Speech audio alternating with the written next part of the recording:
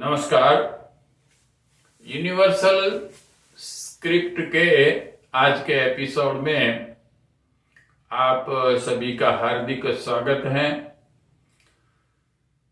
आज की बात हम शुरू करें इससे पहले परब्रह्म परमात्मा को प्रार्थना कर लें सद्बुद्धि और सत्प्रेरणा के लिए।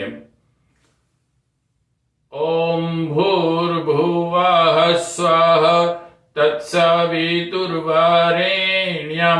भर्गो देवस्य धीमहि धियो यो नः प्रचोदयात्।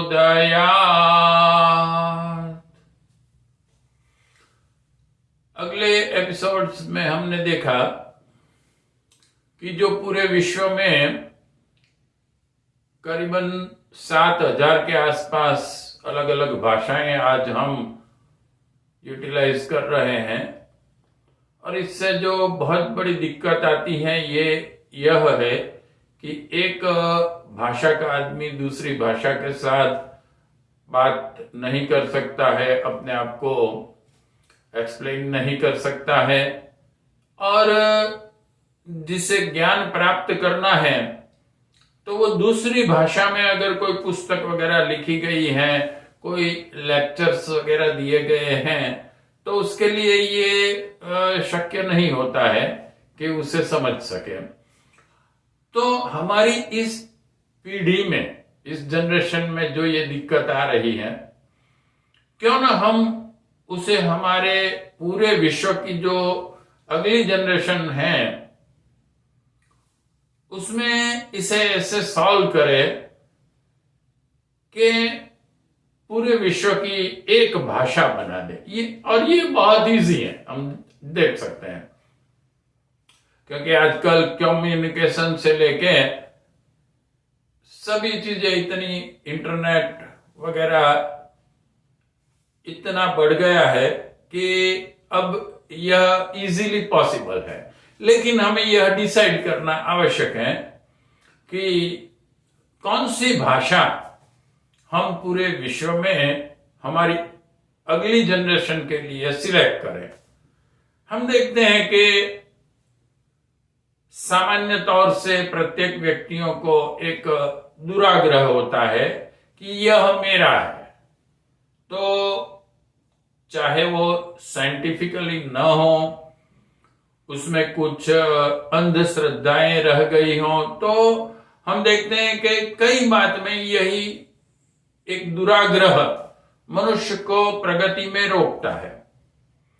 तो हम ये समझें कि हम हमारी पूरी जो अगली जनरेशन पूरे विश्व की है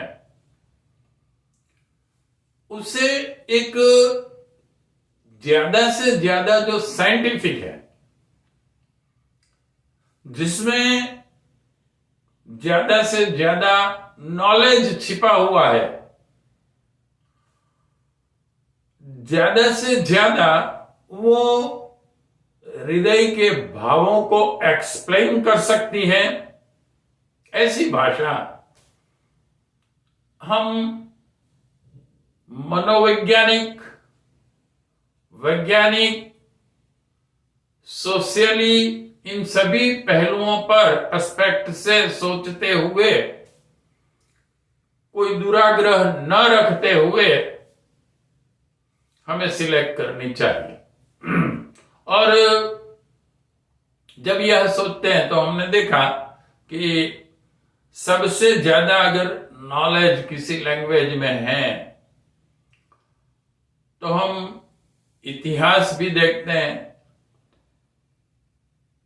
इतिहास में कौन से समय में किस सिविलाइजेशन ने सबसे ज्यादा प्रगति की, वेल एस्टैब्लिश कौन था, कौन से पुस्तकों में वैज्ञानिक ज्ञान सबसे ज्यादा है, इन सभी पहलुओं पर जब सोचते हैं तो हमें पहला स्थान संस्कृत को देना पड़ता है, फिर इंग्लिश, फिर जापानीज, क्योंकि जापान ने अपनी प्रगति बहुत की है, अपने देश की हम जानते हैं।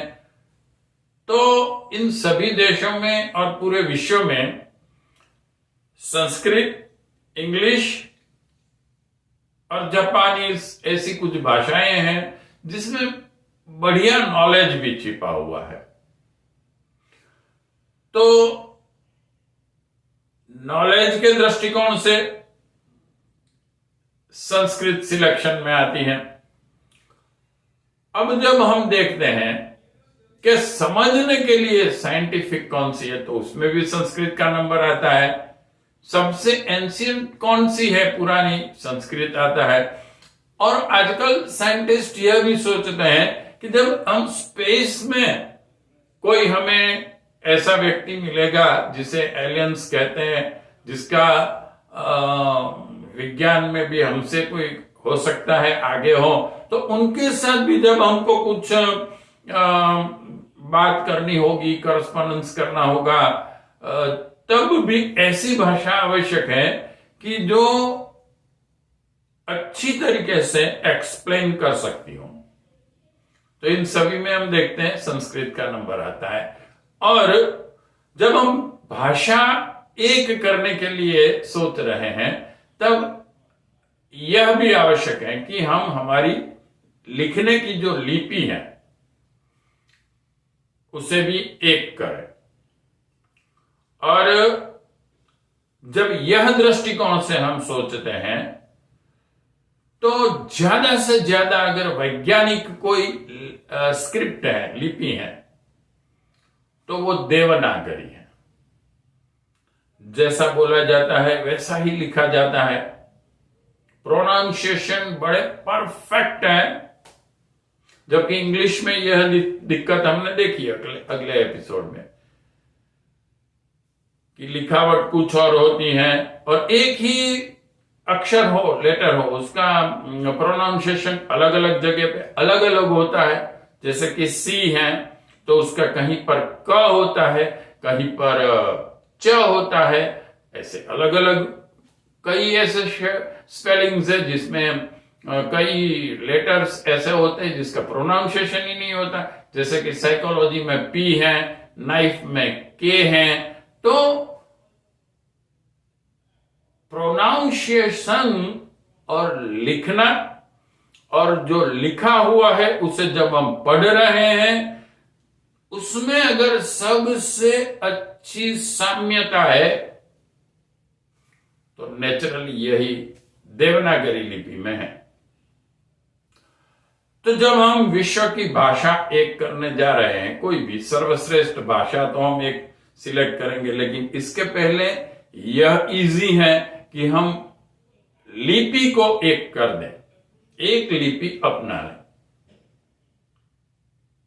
और उसका रीजन भी हमने देखा कि भले ही विश्व में 7,000 भाषाएं हैं, 17,070 करोड़ अलग अलग वर्ड्स, शब्द है, लेकिन इन सभी को बोलने के लिए जो प्रोनाउंसिएशंस की आवश्यकता होती है, it is round about 500, not more than 500। और उन सभी को अगर किसी ने अच्छी तरीके से सिंबॉलिक किया है तो वो है ओनली एंड ओनली देवनागरी लिपि। तो आज हम यह समझने की कोशिश करेंगे कि देवनागरी लिपि में जो सिंबल्स अलग अलग प्रोनाउंसिएशंस के लिए सिलेक्ट किए गए हैं वो क्या है, और हम जो हमारी यूनिवर्सल स्क्रिप्ट बना रहे हैं जो कि इंग्लिश कीबोर्ड पर हम लिख सकेंगे, इसलिए कर रहे हैं। यह हमारा पहला स्टेप है।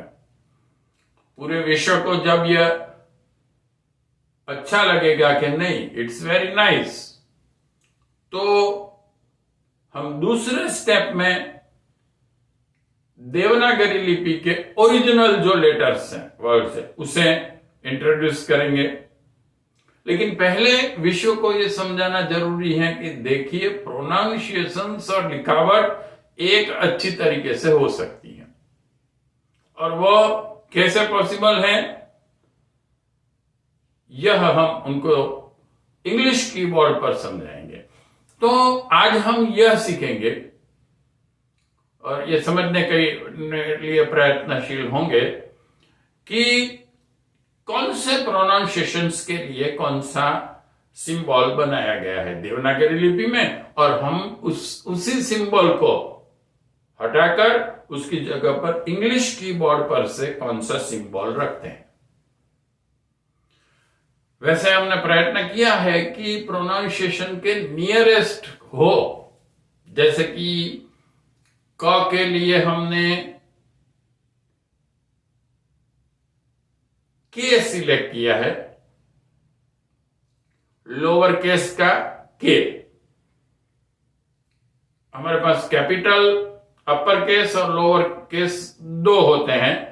उसमें से हमने यह देखा कि जो ज्यादातर उपयोग में आता है उसमें हम लोअर केस को पसंदगी देते हैं। जो कम यूटिलाइज होते हैं ऐसे प्रोनाउंसिएशन से उसके लिए कैपिटल रखते हैं, और उसे नियरेस्ट टू इंग्लिश प्रोनाउंसिएशन रखने का प्रयत्न किया है। लेकिन सभी प्रोनाउंसिएशंस जो देवनागरी में हैं, जिनके लिए कुछ ना कुछ सिंबल है, वो सभी नियरेस्ट टू प्रोनाउंसिएशन इंग्लिश में नहीं है।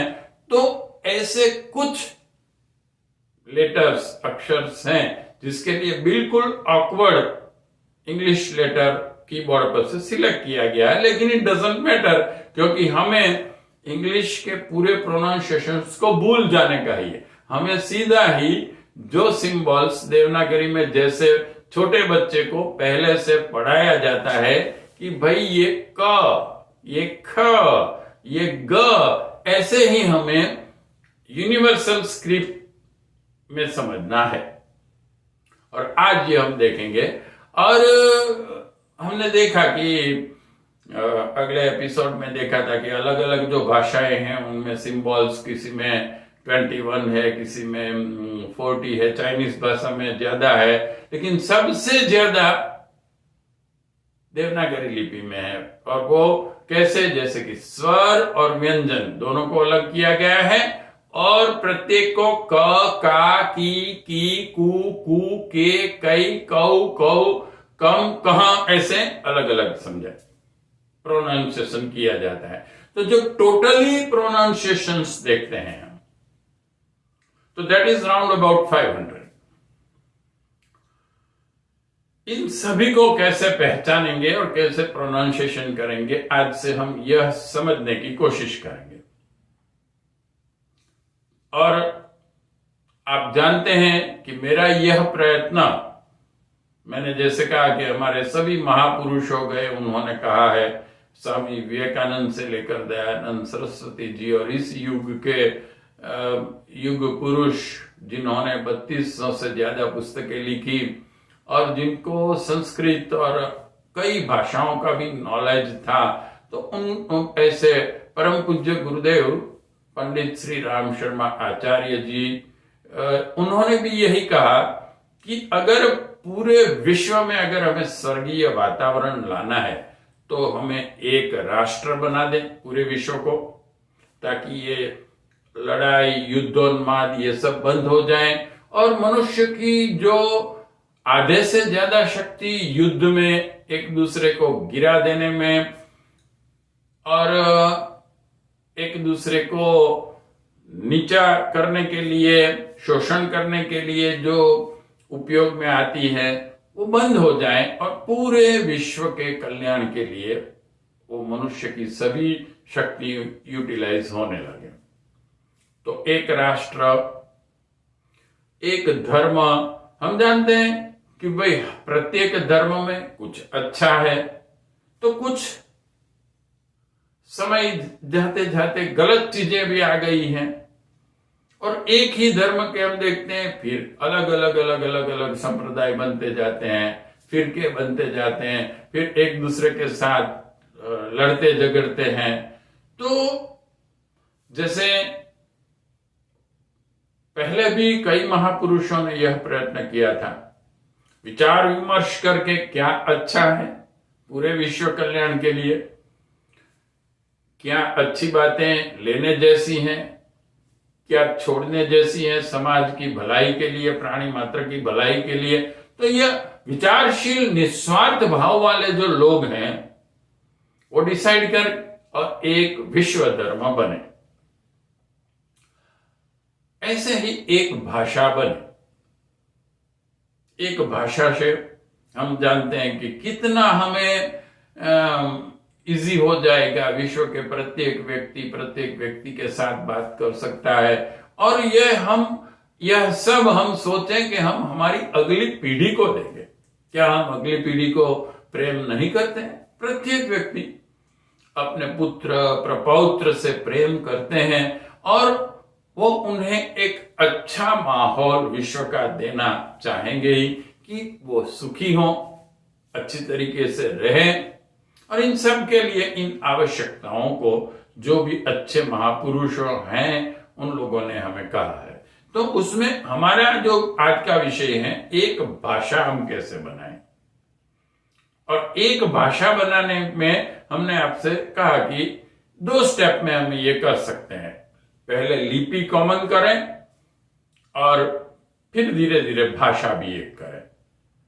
तो अगली पीढ़ी तक हम एक सबसे अच्छी जो भाषा होगी विश्व की, उससे पूरे विश्व को दे सकेंगे।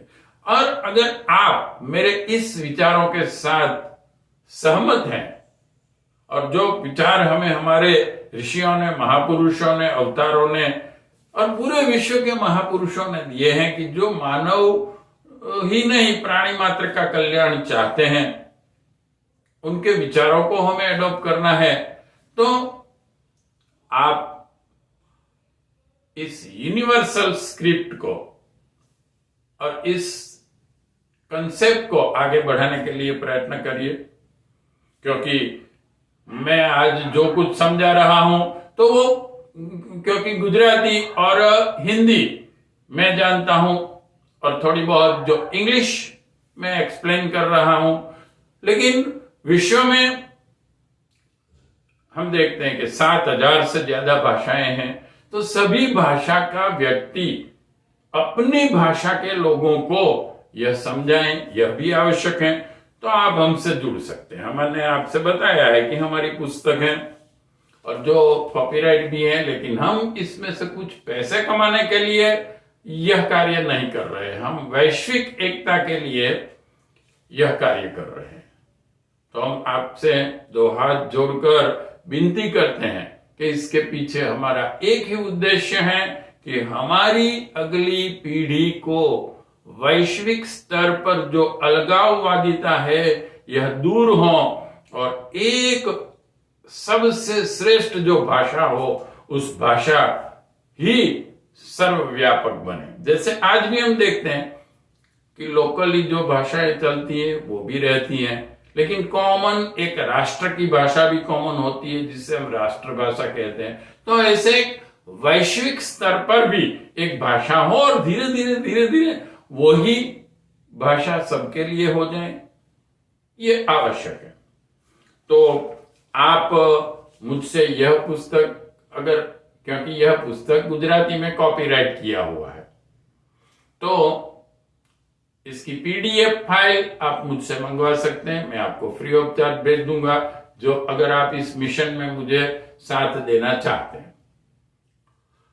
फिर जो लोग ट्रांसलेशन करना चाहते हैं, समझाना चाहते हैं, उन सब को मेरी ओर से छूट है कि इस मिशन को अपनी भाषा में, अपनी भाषा के लोगों को समझाएं।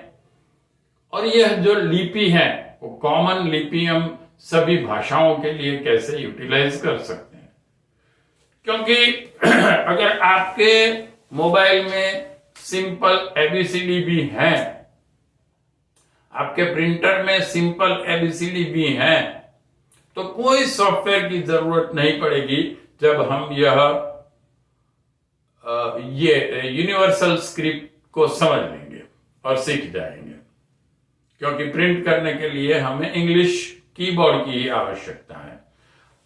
आगे भी हमने देखा कि कई बड़ी बड़ी यूनिवर्सिटी ने और कई लोगों ने यह प्रयत्न किया है। जर्मन में भी इसका प्रयत्न हुआ है। फिर इंटरनेशनल देवनागरी लिपि के लिए भी एक प्रयत्न हुआ है, हार्वर्ड ने भी उसके लिए प्रयत्न किया है। लेकिन मैंने इन सभी स्क्रिप्ट का, लिपियों का स्टडी किया। उसमें थोड़ी सी दिक्कत यह है कि कॉमन इंग्लिश कीबोर्ड से ये लिखनी थोड़ी डिफिकल्ट है। तो आइए हम इसे समझने की आज कोशिश करेंगे इस एपिसोड में। और हम इसमें आज आपको जो स्वर और व्यंजन दो हैं, और उसमें काना, मातर, ऐसे भी सब कुछ जो होता है, ये धीरे धीरे समझने की कोशिश करेंगे कि इनको हमने कैसे सिंबॉलिक किया है इंग्लिश कीबोर्ड पर। आज सबसे पहले, जैसे हम छोटे बच्चों को पहले लिखना सिखाते हैं तो क कबूतर का क है भाई, ग गणपति का ग है, ऐसे हम सिखाने की शुरुआत करते हैं। तो आज हम पहले व्यंजन देखेंगे, फिर दूसरे अगले एपिसोड में क, का, की, कु, कू, के, कई, कौ, क, कु, कौ, कह, ये सब कैसे लिखा जाता है ये देखेंगे। इसके सिंबल कौन से हैं देखेंगे, स्वर कौन से हैं इसे भी देखेंगे। और फिर आगे जो कॉम्प्लिकेटेड कुछ प्रोनाउंसिएशंस हैं, चंग, गंग जैसे, और खासकर से बहुत ही जो कॉम्प्लिकेटेड है, क्योंकि हम जानते हैं कि संस्कृत श्लोक्स जो हैं वो बहुत ही इतना अच्छा उसमें क्लासिफिकेशन हुआ है। आपके जो मनुष्य के गले में से, अथवा ये कह सकते हैं कि जो हमारे जितने भी स्पीच के ऑर्गन्स हैं, उसका उपयोग करके हम जितने प्रकार के प्रोनाउंसिएशंस हैं, उसका इतना अच्छी तरीके से क्लासिफिकेशन किया है कि ये शॉर्ट है, मीडियम है, कुछ लेंथी बोला जाता है, जैसे कि ई और ई, ये दोनों के बीच में भी प्रोनाउंसिएशन का जो डिफरेंस है वो दिखाया गया। तो आज हम यह देखेंगे। और आप अगर हमसे हमारी पुस्तक मंगाएंगे तो उसमें मैंने गुजराती और हिंदी तो रखा हुआ ही है। आप देखेंगे कि प्रत्येक सिंबल को मैंने लिया है। जैसे कि क है तो इसे स्मॉल के में ले लेंगे, लोअर केस का के। फिर ख है तो इसे कैपिटल के, इंस्टेड ऑफ ख इसे हम कैपिटल के लिखेंगे।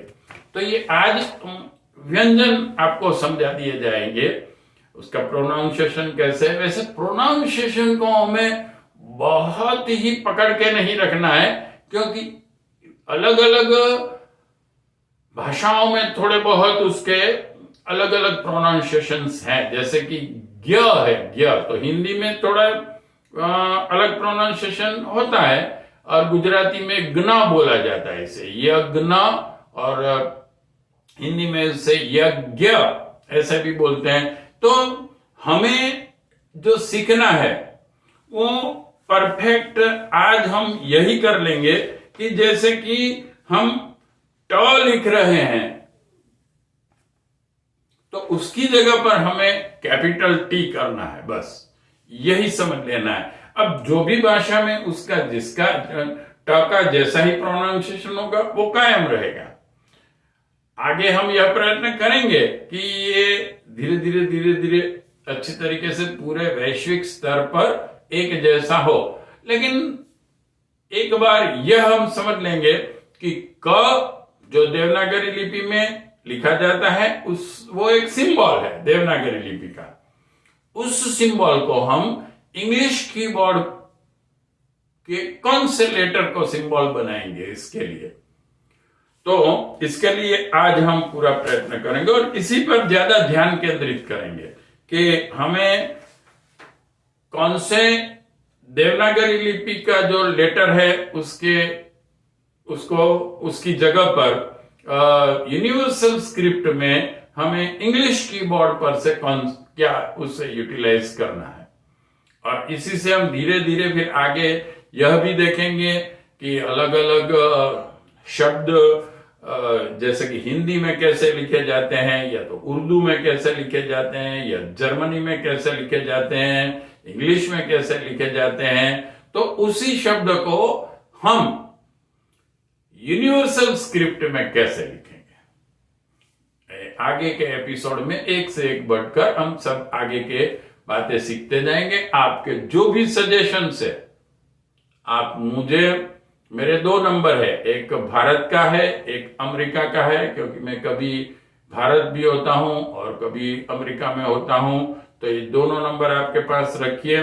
और आप मेरा संपर्क करना चाहते हैं तो एक बार मुझे एसएमएस या तो व्हाट्सएप, इन पर आप मुझे जो भी मैसेज भेजना चाहते हैं भेजिए, और मैं आपसे संपर्क करने का प्रयत्न करूंगा। मैं चाहता हूं कि व्यक्तिगत तौर से भी सभी व्यक्ति इस मिशन को अगर अच्छा लगे तो मुझे हेल्पफुल हों, और कोई भी कॉलेज, यूनिवर्सिटी, जो भी कोई बड़ी संस्था है, इसे भी यह बात अच्छी लगे तो इसे आगे बढ़ाने की कोशिश हम करेंगे।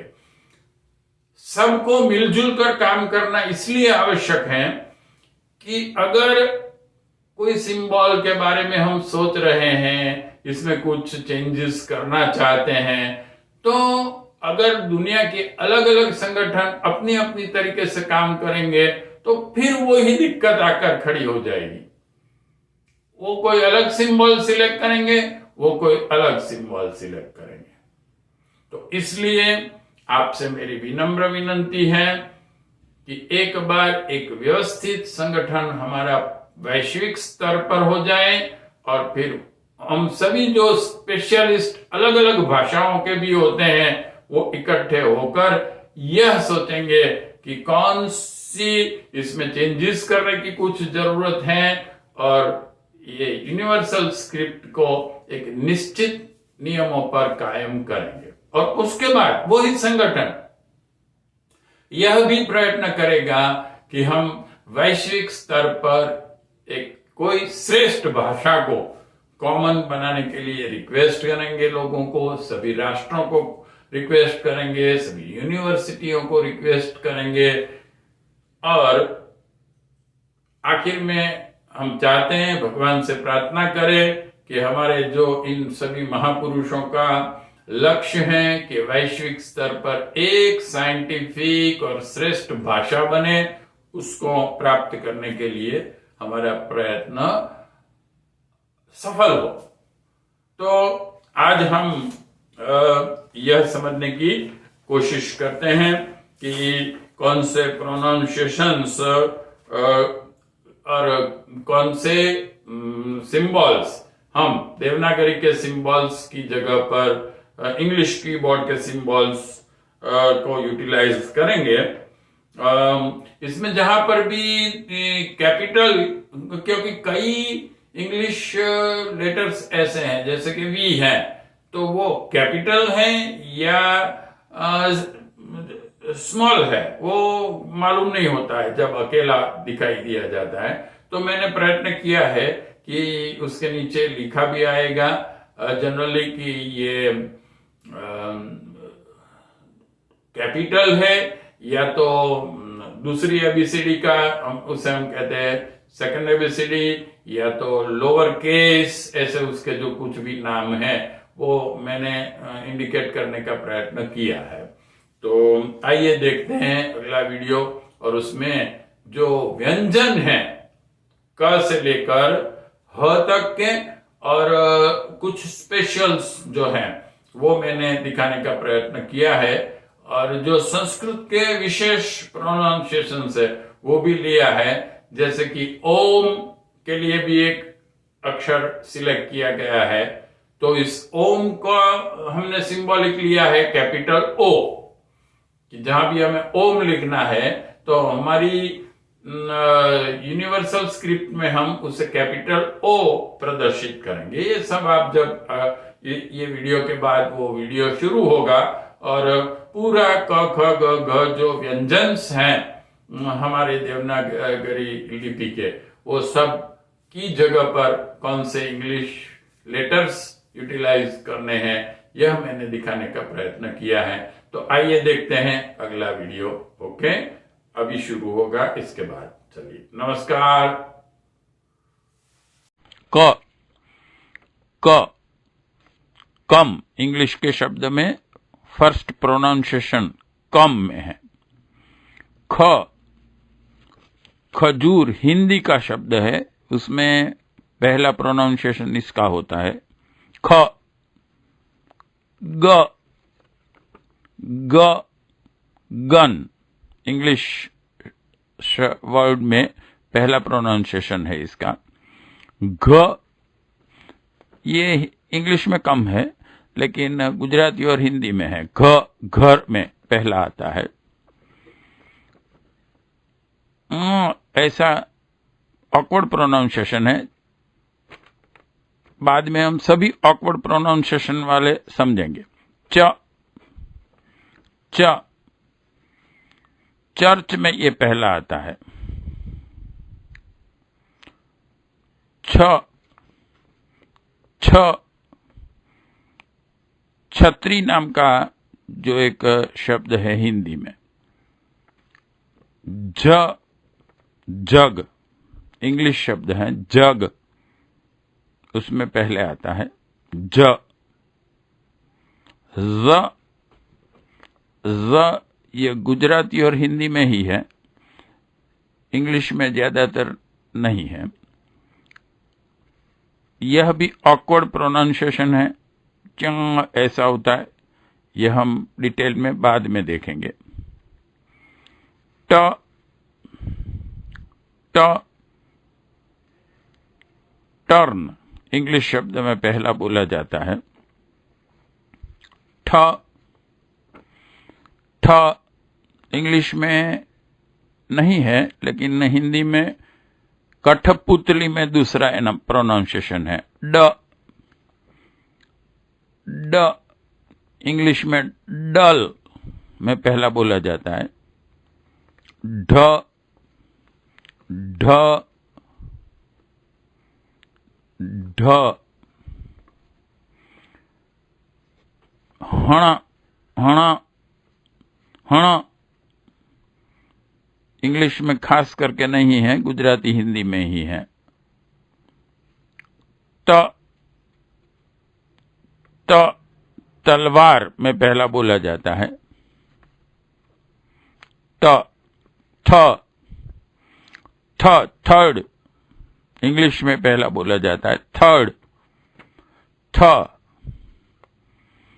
द हिंदी में दरवाजा में पहला बोला जाता है। द ध इंग्लिश शब्द है एक धर्मा, उसमें पहला बोला जाता है। ध न इंग्लिश शब्द नल खाली जिसका अर्थ होता है, इसमें पहला बोला जाता है। प इंग्लिश शब्द पर्सनल या तो पर्सन में पहला बोला जाता है। फर्स्ट में पहला बोला जाता है।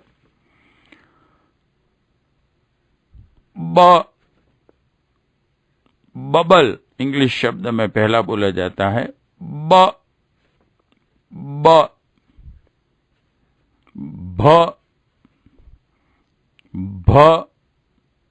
भमरा हिंदी शब्द का पहला प्रोनाउंसिएशन है। मनी इंग्लिश शब्द में बोला जाता है पहले। मनी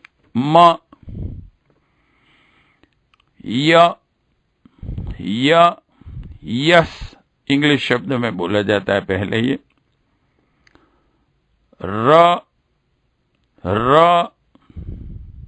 रन इंग्लिश शब्द में पहला बोला जाता है।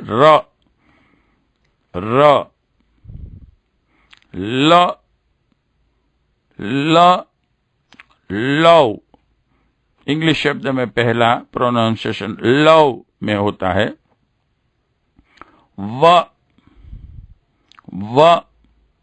वर्ड में पहला प्रोनाउंसिएशन है। श, शट, शट बंद करना। इंग्लिश शब्द में शट में पहला है श, श, श। ये थोड़ा सा डिफरेंस है, इंग्लिश में खास करके ये नहीं है, स्पेशली हिंदी और गुजराती में ही है। स, सर्वे, सर्वे में पहला शब्द है स। ह, हनी, हनी में पहला शब्द है ह। ह, हड़, अड़, ये भी ऑकवर्ड प्रोनाउंसिएशन है, इसे भी बाद में देखेंगे। अड़, क्ष, क्ष, क्षत्रिय हिंदी शब्द में है ये गुजराती, हिंदी वगैरह लैंग्वेज में ही आता है, इंग्लिश में नहीं है। त्र, यह भी इंग्लिश में नहीं है। त्र, त्र्यंबकम में पहला प्रोनाउंसिएशन होता है इसका, त्र, त्र। ज्ञ या तो ग्न, इसे प्रोनाउंसिएशन होता है यज्ञ। ग्वम, यह भी कुछ संस्कृत मंत्रों में आता है, ग्वम। यह भी ऑकवर्ड प्रोनाउंसिएशन है, बहुत ही कम सुनाई दे ऐसा है, यह ऑकवर्ड में हम देखेंगे आगे। स्र, स्र, स्र, स्र। ओम, ओम, ओम, कैपिटल ओ लिया है इसके लिए।